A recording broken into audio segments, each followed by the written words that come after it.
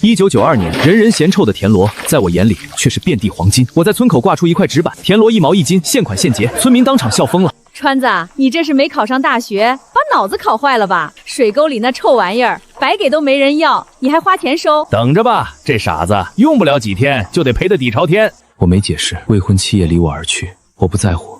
因为我知道他们现在笑得越狠。当我用祖传秘方做出香辣田螺，一晚上卖光几百斤，赚得盆满钵满时，未婚妻又出现在我摊位前。陆川，你个落榜的泥腿子！2年前你爹看病借了老子1000块，现在连本带息1500。今天要是掏不出钱，老子推了你这破院子抵债！雷彪，借条写的是下个月初还清，想强拆你当我是泥捏的？嘿，落榜把脑子考瓦特了，敢这么跟我说话！ 川子，别挣扎了，你连大学都考不上，现在连房子都没了。我妈说了，咱们的婚事作废。我明天就跟着郑少去城里的大厂上班了。听见没，泥腿子？癞蛤蟆别总惦记着天鹅肉，以后去城里夜市捡破烂，报我郑大少的名字，赏你2根烤肠。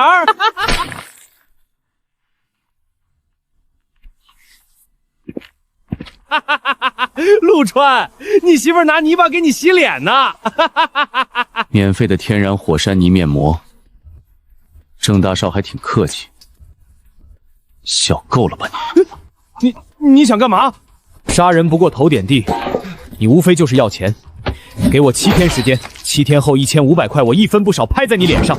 要是少1毛钱，我自己开拖拉机把房子平了。7天1500，你他妈去逛银行啊？ 行，老子让你死个明白，白纸黑字写下来，到时候收房更是名正言顺。7天后老子再来，没钱就让你全家滚蛋！川子，爹拖累你了，7天1500怎么赚啊？实在不行，你跑吧，去南方打工。爹，瞎说什么呢？天塌下来有个高的顶着。 川子，你过来。这是啥？武林秘籍？捂你个头！你太爷爷当年是省城最大酒楼的头号大厨，后来躲战乱才回了村。这菜谱就一直压在箱底。香野泥螺，可见肉少，世人皆以为贱。所以宽油猛火，辅以18味香料爆炒，民国显贵皆好此口。泥螺？ 那不就是村外烂泥沟里泛滥成灾的臭泥螺吗？这是遍地免费的黄金啊！加上辣椒和紫苏，这就是未来统治全国的夜宵之王。妈，爹的药费全在泥沟里了。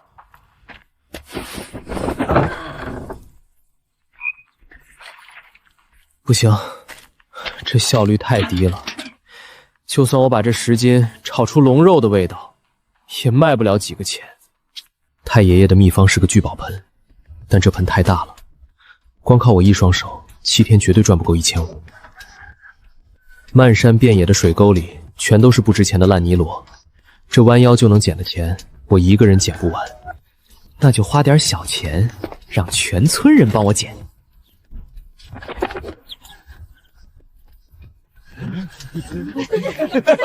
川子，你这落榜受刺激，脑子进水了吧？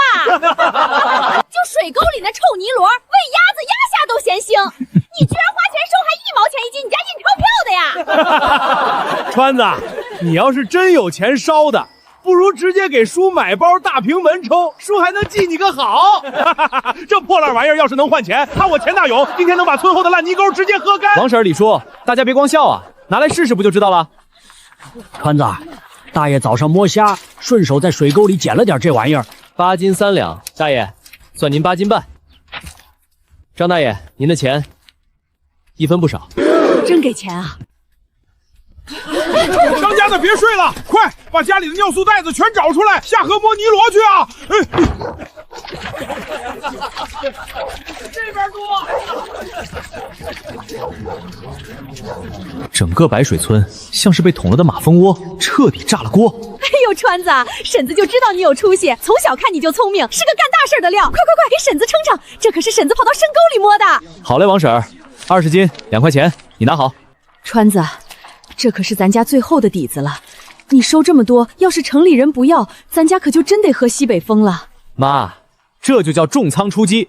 有了这300斤货，今晚我要让城里的大场夜市彻底姓陆。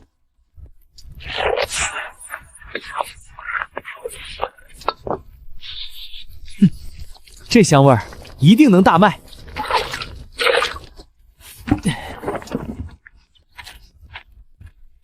傍晚7点，终于赶到了红星场的夜市。此时的夜市烟熏火燎，人声鼎沸，烤羊肉串的、卖炒粉的、煮花生豆的摊位一个挨着一个。正宗林家紫苏爆炒辣螺，下班下酒神器，1毛钱1勺，买2勺送1勺。小伙子，这味儿挺窜啊！卖的啥稀罕物？大哥，尝尝，这叫金钱螺，配冰啤酒，绝了！啥金钱螺？这他妈不是农村水沟里的臭泥螺吗？这种脏污环境长大的垃圾虫，你也敢拿来城里卖？大哥，这用秘方炒的，绝对没土腥味儿。哼！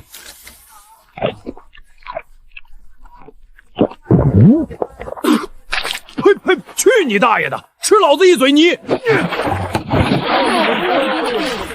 城里的夜市也是你这种泥腿子能来骗钱的，滚回你的乡下喂猪去吧！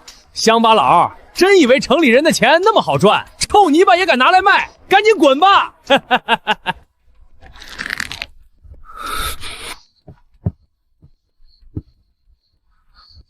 太爷爷是省城名厨，配方绝对不会错，紫苏的香味也没错。到底哪里出了问题？泥螺生于淤泥，体内满藏沙土，烹调前需置于清水，投入生锈铁器，滴入香油数粒，静养12时辰，促其疯狂吐沙。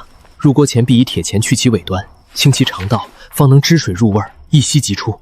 哎呀，我急于求成，把最核心的预处理步骤给漏了，没让田螺吐干净擂沙。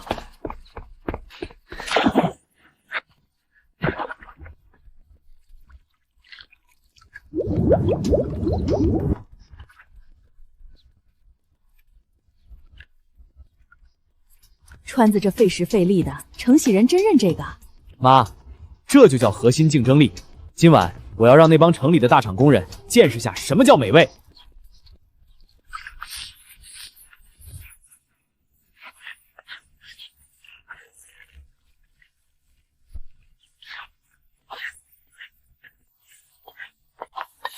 这次一定能成功。哟，乡下来的小伙子，真是不怕死啊！昨天摊子被砸了，今天还敢来卖这臭泥螺。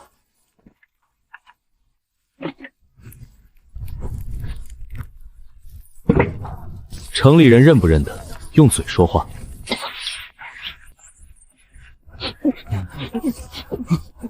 啊！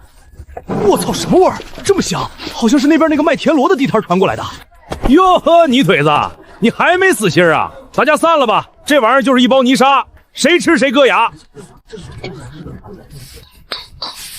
陆氏祖传紫苏金钱螺，专供大厂兄弟下酒，今天不卖钱，只送元。只要你在旁边小卖部买2瓶冰啤酒，我免费送1勺试吃，当场试吃，吃出1颗泥沙，我陆川倒赔你10块钱。好小子，这可是你说的，老子今天就来赚你这10块钱。来，给我盛1手，老子今天非吃出泥沙来不可。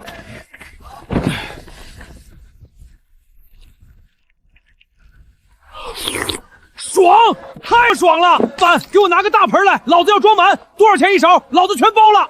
我操，真有这么好吃？给我也来1勺，我也去买啤酒。给我留点，别抢啊！1毛钱1勺，排队排队。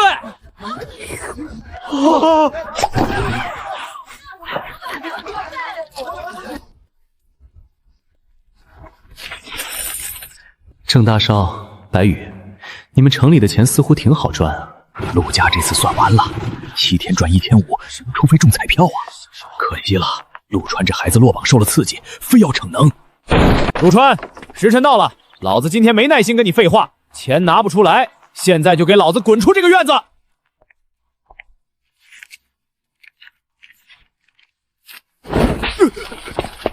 ！1500块连本带息，数清楚了，拿着你的臭钱，带着你的破拖拉机，从我家院子里滚出去！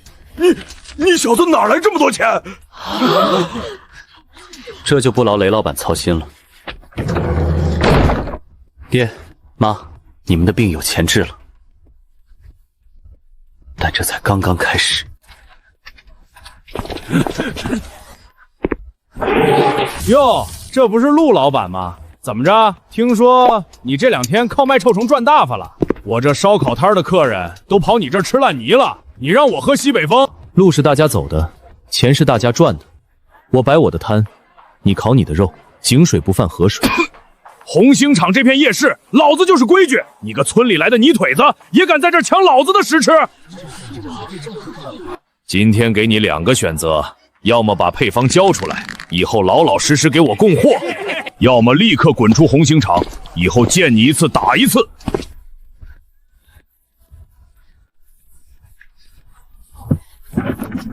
怂包一个，还以为多有种呢！兄弟们，明天老子也搞点臭虫来炒，这生意归咱们了。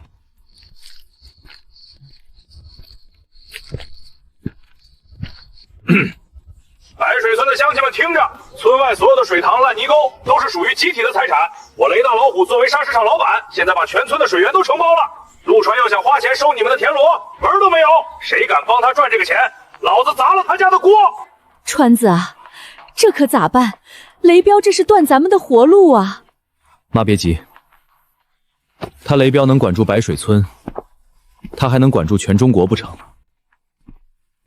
我去隔壁村走一趟。黑水村的父老乡亲们，我是隔壁白水村的陆川。今天我来是给大家送钱的。水沟里的活体野生田螺2毛钱1斤，无限量收购，价格比白水村高1倍，现款现结，绝不拖欠1分钱。小伙子，你说话算数，这破烂玩意儿你真给钱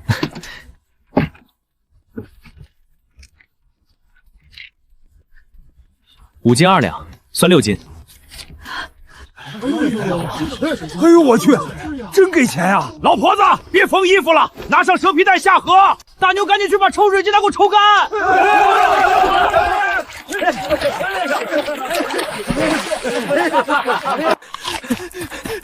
哥，黑水村的人捞田螺捞到2村交界处了。走，去看看。黑水村的，你们敢来老子地盘抢东西？雷彪，你算个什么东西？人家陆川是财神爷，给咱们村送钱，你他妈敢挡我们的财路？你再往前走一步试试，老子跟你拼命！哼！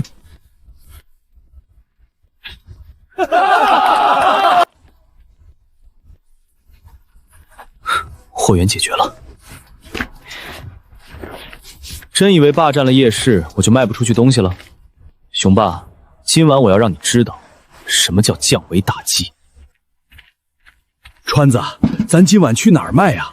夜市去不了，这么多田螺，要是放到明天可就臭了。爹，你放心，山不救我，我便去救山。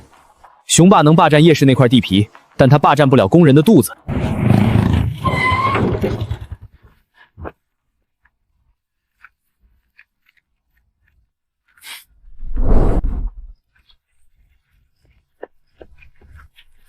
哎，两位兄弟，洗衣服呢？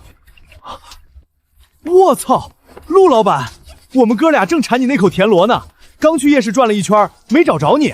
听说你摊子被雄霸给砸了，一点小误会。兄弟想不想吃田螺？不要钱，我请客。还有这好事儿？兄弟们，我今天不摆摊了，我换个玩法。你们俩在厂里人头熟，帮我个忙。你们去楼上挨个寝室推销，不仅送货上门，如果他们需要啤酒，你们去厂里小卖部原价代买，每卖出1碗田螺，我给你们抽1毛钱的提成，干不干？干！必须干！记住口号：正宗陆氏紫苏辣螺，直接送到床头，不出门就能吃夜宵。买田螺免费跑腿，代买冰啤酒。陆记紫苏辣螺送到床头了，免费代买冰啤酒。我操，送货上门，这服务太他妈到位了吧！给我来2碗，再去给我提4瓶大绿棒子。我也要，别抢前面那个宿舍的，少买点儿。奇了怪了，今天厂里放假了，怎么都没人出来吃宵夜？吃什么夜市啊？人家陆老板的紫苏田螺直接雇人送到宿舍床头了，不仅送夜宵，还帮着跑腿买冰啤酒。大家都在宿舍里嗦田螺呢，谁还跑出来挨蚊子咬啊？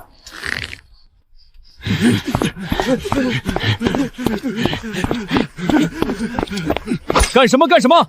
社会闲散人员禁止进入厂区宿舍，立刻滚蛋！想吃牢饭是不是？卖臭螺的，你给老子等着！我看你能躲到什么时候！小蜜蜂呀，飞在花丛中呀，快给老子多一颗，这螺太入味了。谢谢陆老板，明天不，以后我们哥俩还跟您干。这一晚上的纯利润800块钱，800块钱。雄霸，你以为这就结束了？明天我要让你连夜市摊位费都交不起。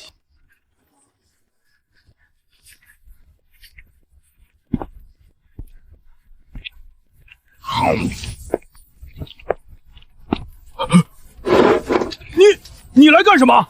来看老子笑话的？1000块，买你这个摊位的固定使用权，加上你后面的那个砖瓦小门破，这价格足够你交清现场保卫科的管理费，还能剩点路费。拿着钱走人。你狠！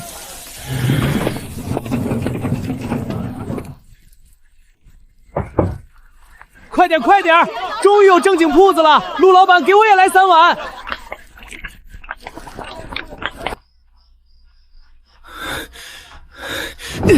妈的，这泥腿子到底走了什么狗屎运？郑少，他卖的太贵了，1毛钱一勺呢，也就是工人们图个新鲜。这泥沟里的虫子能值几个钱啊？对啊，臭泥螺而已，漫山遍野都是，成本几乎为0。他陆川能炒，我凭什么不能炒？他不是卖1毛钱一勺吗？老子卖5毛钱。我爹是采购科长，我能调动厂区小食堂的人帮我干活，我直接开3个摊位，把他围起来，搞价格战，压死他。走过路过不要错过，同样的田螺比隔壁便宜1半，还买1送1。傻子才去花冤枉钱买1毛钱的。我操，隔壁这么便宜，要不咱们去尝尝？对呀，反正都是田螺，能有多大区别？走走走，去隔壁。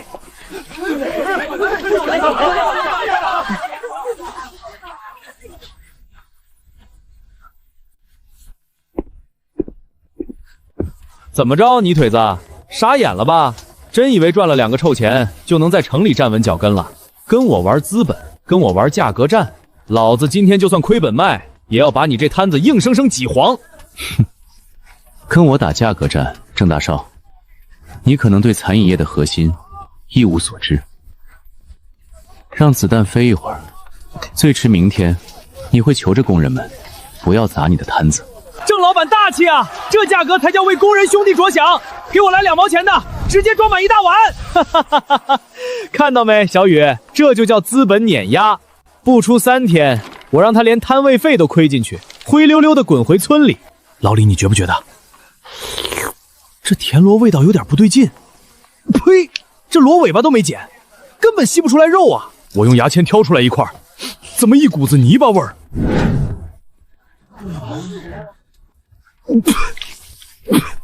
我去，这特么不仅没剪尾巴，连泥沙都没吐干净，我这刚补的大牙差点崩了。我操，这田螺是臭的，老子肚子疼。退钱，这他妈就是一锅毒药。老子吃了一嘴沙子，还差点崩掉牙，连泥都没洗干净拿来卖。退钱！退钱！退钱！给个说法！干什么干什么？你们想造反啊？5分钱的东西，你们还想吃出龙肉的味道来？便宜没好货，不懂吗？不吃滚蛋！别在这闹事儿！好一个便宜没好货！那你就该拿死田螺糊弄我们！人家陆老板卖海米1勺，颗颗干净无沙，吃进去那是神仙享受。你这破东西，就是喂猪，猪都不吃。不仅骗钱，还想害老子拉肚子！砸了他！住手！住手！都给我停下！别在这闹事！停下！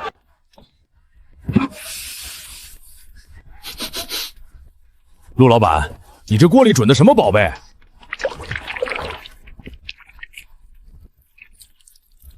陆氏绝技田螺神仙卤味，我不用劣质香精，不用辣椒精，我用太爷爷传下来的秘方熬出的顶级田螺浓汤。慢火卤制，足足4个小时，入口即化，满口生香。1毛钱1块，先尝后买，不好吃倒赔10块。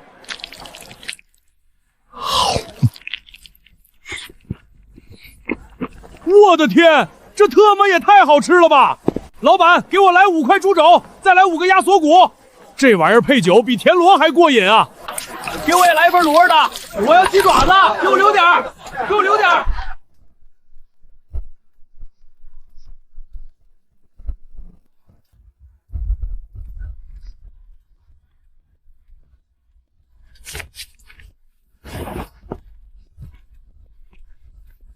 郑大少，商场不是过家家，明天记得把摊位费交了，别让保卫科看笑话。爹，妈，从今天起，咱们白天也别闲着了。田螺的产量现在不是问题，黑水村每天能源源不断的送货。我要把田螺肉挑出来，做成能保存的冷吃螺肉，白天卖进厂里小卖部，晚上继续摆夜市，两头赚钱。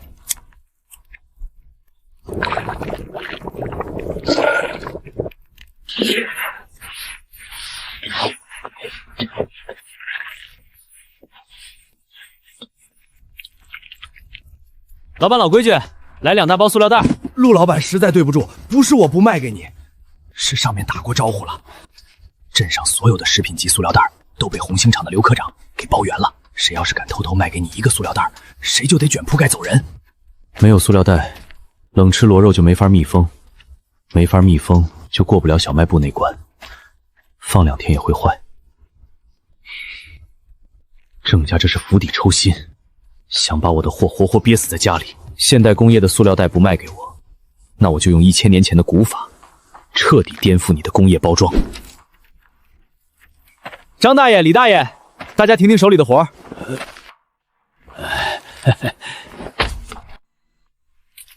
哎，川子，你这是干啥？我想请大伙儿帮个忙，山上的毛竹挑那种手腕粗细的，给我结成半个手掌高的竹筒。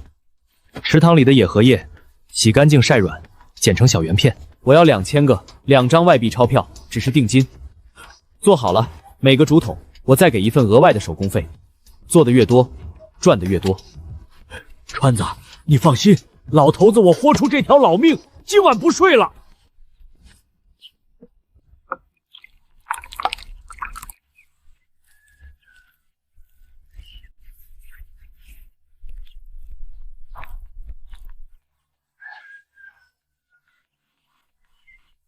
郑大少，你以为你封锁了塑料袋就能憋死我？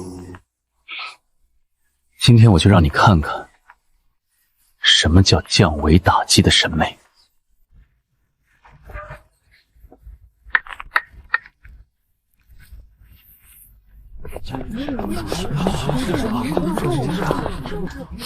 哎呀，什么味儿这么香？是陆老板，他又搞出什么新花样了？陆氏古法荷香竹筒冷吃螺肉，原生态包装，荷叶保鲜，竹筒增香，1桶50美铂，放在车间里，馋了就挑一块防困解杂。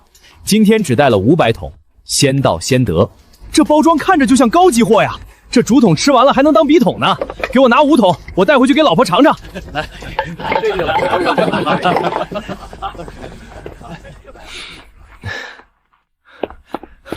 陆老板，你这包装绝了啊！我这供销社给你个专柜，你每天给我送1000桶，卖不完算我的。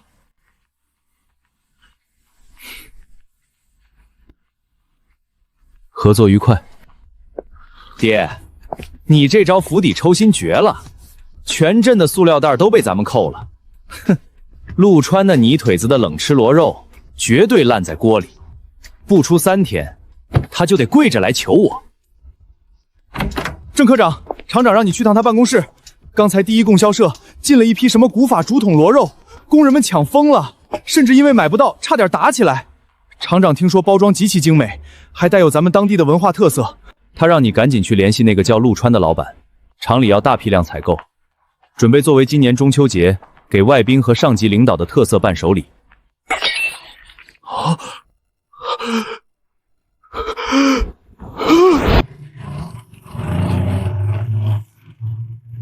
乡亲们，我是陆川，大家都放下手里的活儿，来村西头的打谷场开个短会，关于赚钱的会。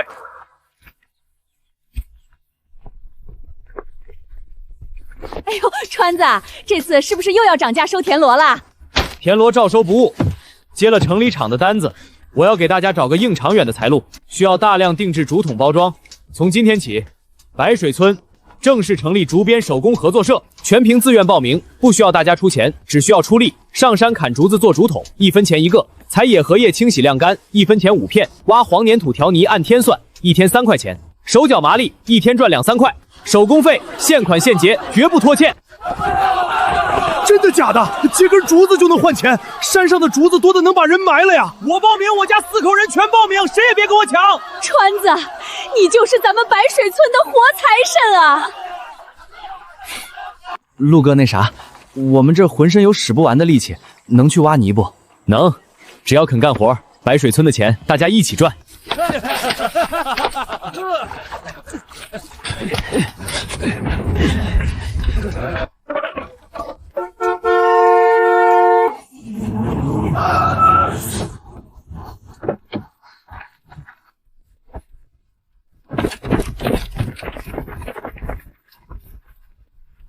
白水村的泥腿子们，白水村的泥腿子们，听着，我是城里金海鲜酒东的金总，陆川出更高价收你们的田螺，我出翻倍价，只要是泥沟里爬的，大大小小我全要，而且不用你们自己下河，我们这儿有最先进的电网，捞出来的全按谈好的价格给你们结算。陆老板，不好意思啊，这野生资源是无主之物，你能收我也能收。我看你今天要是收不到1斤货，拿什么去交红星厂的订单？拿你家院子里的土吗？川子啊，这人家出2毛呢，这不能怪婶子不讲情面啊。黄婶，你去吧。今天谁想去赚这2毛钱，我不拦着。川子，你糊涂啊！他们用电网这么捞，不出3天，咱们以后拿什么做买卖？爹，您觉得用电网电死，连泥带沙不分大小一锅端上来的田螺，能养活吗？能吐出沙吗？城里人会吃这种死了发臭、满嘴泥巴的垃圾吗？金总既然这么喜欢当冤大头，那就让他收。他把野生的全捞绝了，反而帮我清了场，野生时代结束了。明天起，我要让这白水村的泥地里长出金子。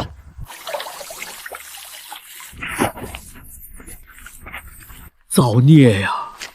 这断子绝孙的捞法，以后咱们村连个活物都见不着了。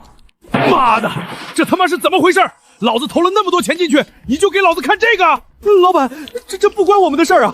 电网打上来的田螺内脏全被电碎了，本来就活不久，再加上天气热，泥沙又多，放在水箱里一捂，全死绝了。给我煮！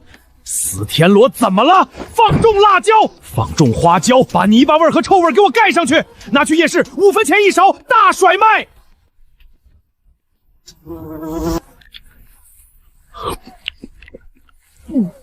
这是废弃池里捞出来的吧？壳里全是淤泥，肉是烂的，还发臭。退钱，不然砸了你的摊子。川子这脑子真是神仙下凡啊！他早看出那个胖老板要栽跟头。可不是嘛。但现在水沟里连个萝卜苗没了，川子的生意咋办？白水村的老少爷们都过来，听我说2句。大家都看到了，城里的老板拿着绝户网，把咱们这10里8乡的野生田螺捞绝了，水沟空了，咱们赚到头了。但是野生的断了，咱们就自己养。我要带着大家在白水找咱们自己的田螺生态养殖田。川子，你疯了？那玩意儿是害虫，养它干啥？就是，它在田里打洞，会把水稻的根都给咬断的。大伙儿听我说，我们要搞的叫稻螺共生。我们在水田周围挖深沟，中间种水稻，田螺吃水里的杂草、虫子和腐烂的植株，不仅不会咬断稻根，反而帮水稻除虫除草。而田螺排出的粪便是极为肥沃的有机天然肥料，能让水稻长得更好。水稻为田螺提供乘凉的遮蔽物，田螺为水稻施肥除虫，这叫一水两用，一田双收。我知道大家怕担风险，怕养出来卖不出去。从今天起，谁愿意拿出废弃的荒手田，跟着我干的？田螺种苗，我陆川免费提供；防病虫的草药配方，我陆川免费出。到了年底，只要是清水养出来的合格大田螺，我陆川全部包底收购，价格绝不低于1毛5分钱。签合同，按手印，具有法律效力。我干，川子，我家村后那3亩黄水田全听你的，反正那破地种粮食也长不出几厘米，不如跟着你拼一把。我也干，我家出5亩。川子，算婶子一个，婶子以前眼瞎，以后就跟着你混了。好家伙，川子这简直神了呀！这几个月咱们听你的，不用化肥，不打农药，就在水里扔了些你配的中草药包，这田螺长得比野生的快了1倍不止啊！而且这肉看着就结实。清水养殖，不沾底泥，吃的是虫子和腐草。田刘叔，你再看看咱们这水稻，一水两用，一田双收。川子，你真是在地里种出金子来了！乡亲们丰收了，快带网兜下田啊！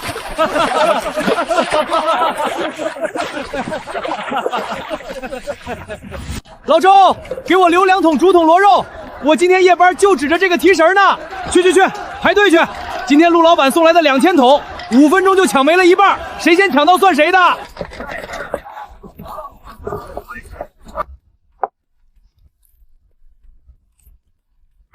妙，太妙了！这肉质紧实弹牙，这调味辣而不燥，香而不腻。最难得的是，这包装里透着一股咱们老祖宗的文化底蕴。哈哈，去，把采购科的老刘给我叫来，马上就是中秋节了。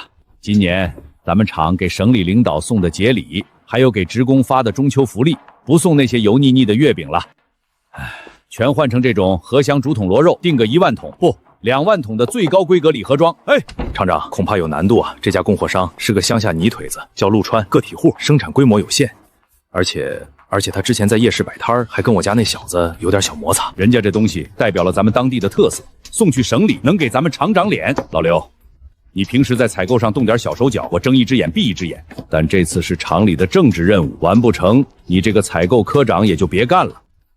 你去白水村亲自登门，务必把这2万桶的订单给我敲下来。是，厂长您放心，我这就去办。陆老板在吗？鄙人红星厂采购科刘文斌特来拜访啊。这不是垄断了全镇塑料袋的刘大科长吗？怎么，城里的风水不好，刮到我这穷乡僻壤来了？之前小二不懂事，在夜市上跟你有点误会，我在这儿给你赔个不是了。那塑料袋的事儿也是个误会，我回去就让他们给你敞开供货。别塑料袋，那玩意儿有一股子化工味，配不上我的螺肉。我还要多谢刘科长封杀之恩，不然我也想不出这古法竹筒包装。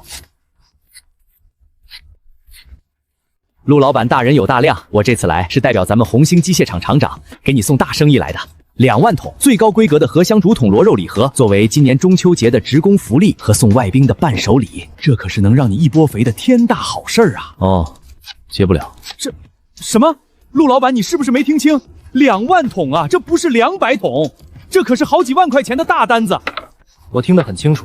第一，我这里的产能，光第一供销社每天就要1000桶，我供不应求。第二，我的竹筒包装，全村老少都在加班加点赶制，人工成本极高。第三，也是最重要的一点，我不相信你的人品。万一我备好了货，你在验收的时候卡我脖子，或者拖欠我的货款，我这小本生意可经不起你折腾。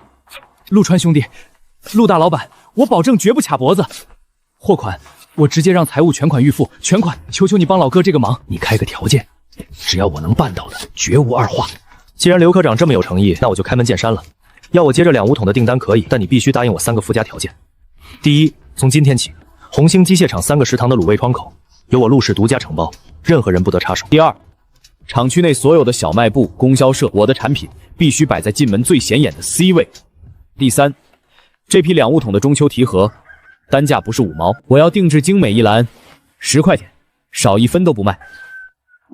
陆老板，这第一条是不是太过了？食堂那是国营的，私人承包，这不合规矩啊！规矩是人定的，你要是觉得为难，那请回吧。老厂长那边你自己去解释为什么拿不到货，或者我亲自去找老厂长谈谈。我签。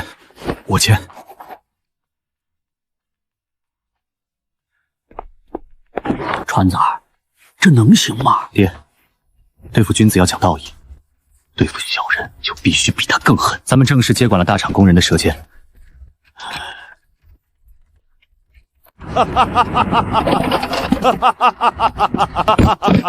爹，难道就看着那个泥腿子在咱们的厂里大把捞钱？他不是靠那个什么生态清水螺发财的吗？要是他的田螺全死光了，我看他拿什么去交食堂的差？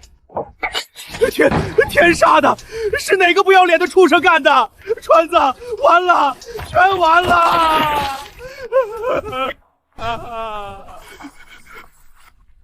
有人投毒。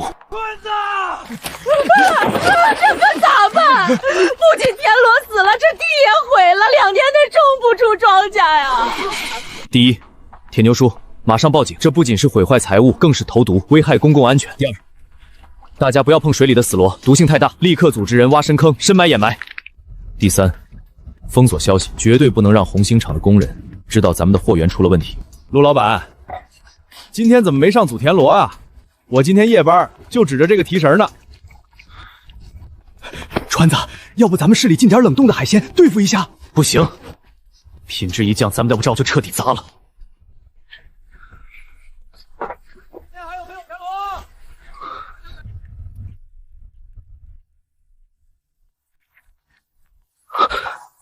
大螺吃肉，小螺入魂，取极微之毛螺，熬制3天3夜。大螺吃肉，小螺入魂。谁规定田螺只能炒着吃肉的？既然大田螺没了，那老子就把这不值钱的小螺丝直接熬成汤。川子，你这是在煮屎吗？这味儿太统了。爹，这叫闻着臭，吃着香，这是灵魂。我操！今天食堂是不是粪池炸了？怎么这么臭？好像是从临时卤味窗口传过来的。爹，你闻闻，这泥腿子肯定买不到田螺，拿发臭的死螺来糊弄人了。哼，嘿嘿，我这就去叫保卫科和卫生局，今天非把他赶出厂不可。陆氏绝技高汤原汤螺蛳粉，1碗1毛5管饱。今天新品上市，前5碗免费试吃。哼，吃不惯倒赔5块。妈的，陆老板的紫苏田螺没翻过车，我今天就信你一回。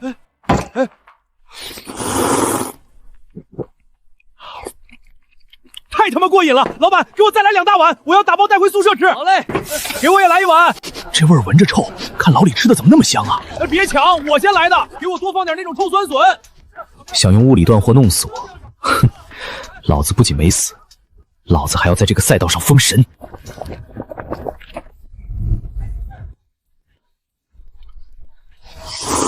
给我留一口。川子，不好了，你快看看这个！这是哪儿来的？城里红星厂大门口，还有各大供销社全铺满了。他们搞倾销啊，买1送1，咱们买1块5一盒，他们连送带卖，算下来才5毛钱1包。没有螺肉，没有筒骨，纯粹是用劣质螺肉、香精、辣椒精和大量味精搅拌出来的化工料包。腐竹也是用劣质豆粉炸的，酸笋根本没发酵到位，只有一股死酸味。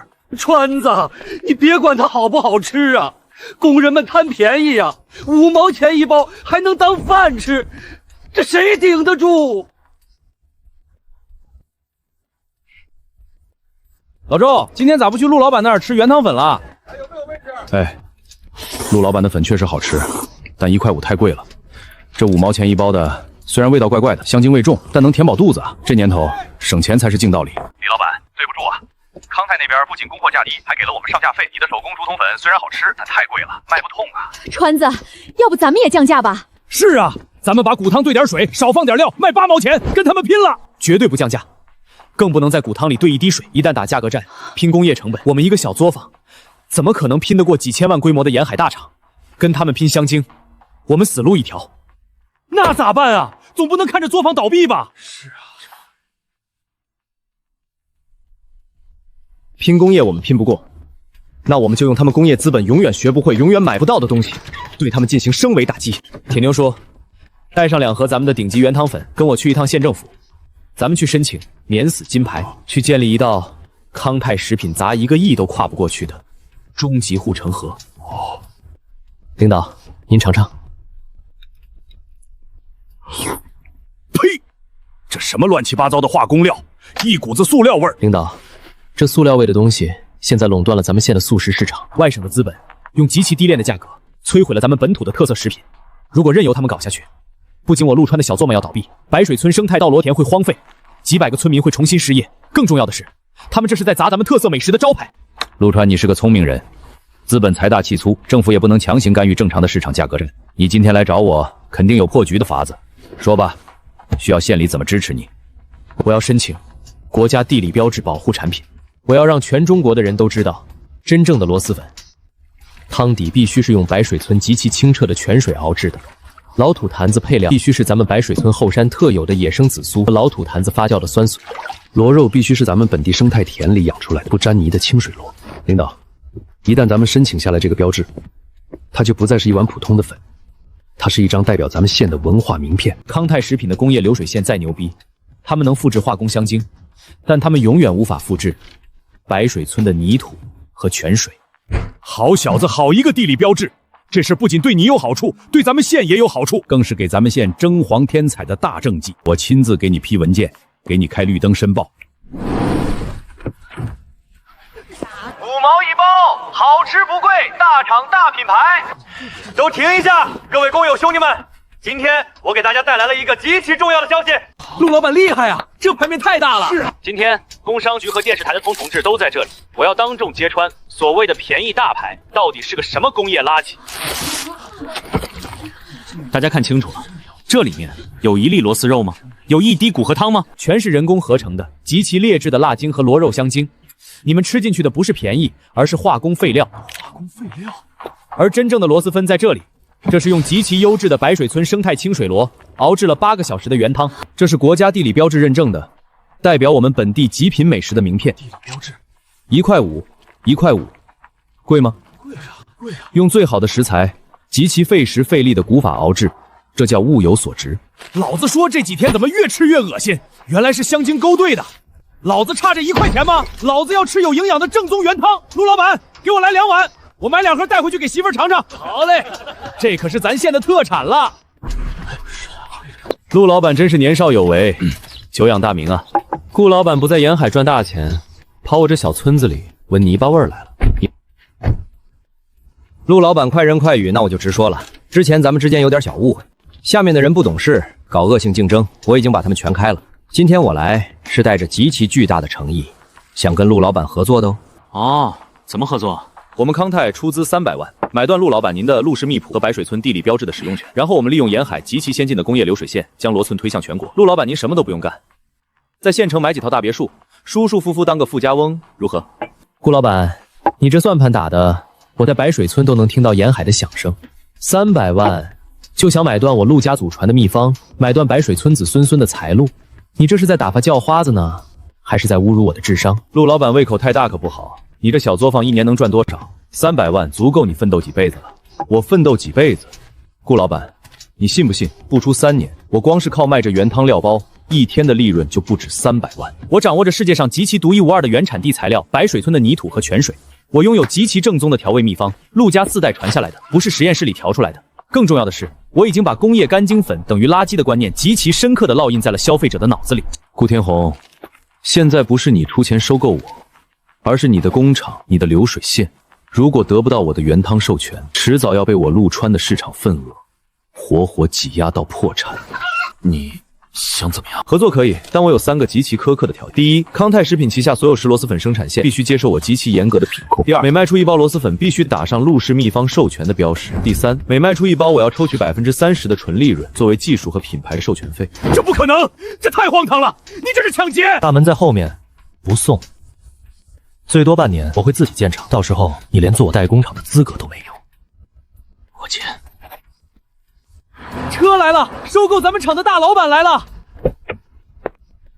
陆老板，我的天，真的是当年在夜市卖紫薯田螺的陆川，他居然就是那个出资2000万收购咱们厂的大老板。真的假的？陆老板，你是来救我们的吗？我们还能有饭吃吗？各位工友，红星机械厂的牌子今天摘了，但这块地明天就会挂上陆氏食品集团第2家工厂的牌子。接着牌子，只要你们愿意，工资在原来的基础上翻1倍。真的？不仅管饭，年底还有极其丰厚的奖金。